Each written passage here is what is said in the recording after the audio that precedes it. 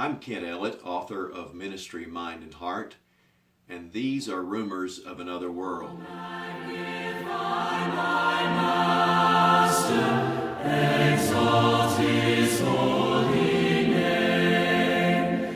His name I praise forever, forever and again. To heights above thy glory, to heights beyond the sky, to far beyond creation, to infinite praises fly.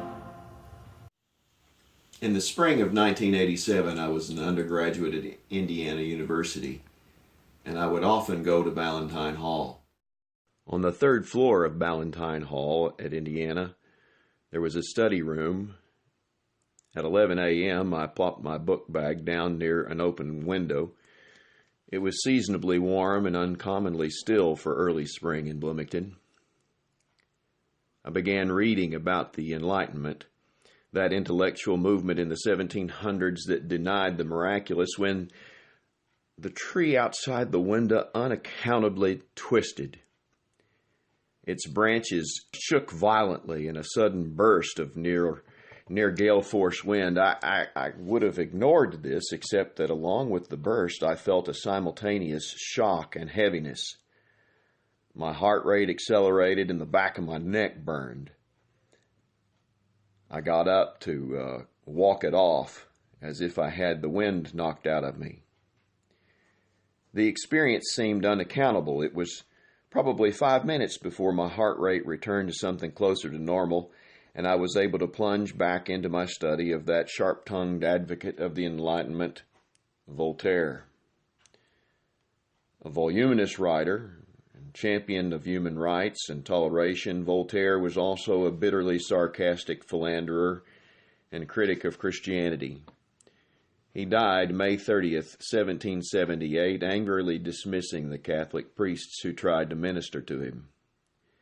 That evening, as I was returning home from class, I noticed dozens of cars in my grandparents' yard. I stopped, and my father, teary-eyed, walked toward me with the news.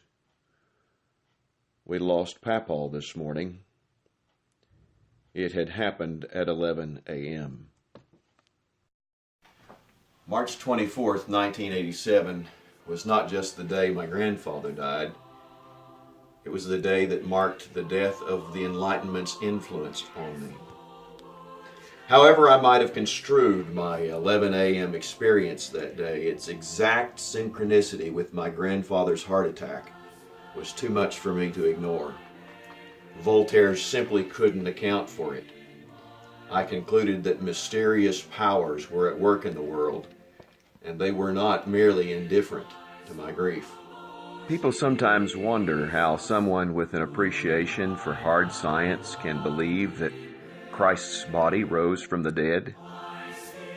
One kind of answer is that I know that I'm not imagining things. My experience was real. Voltaire was wrong. That tree moved.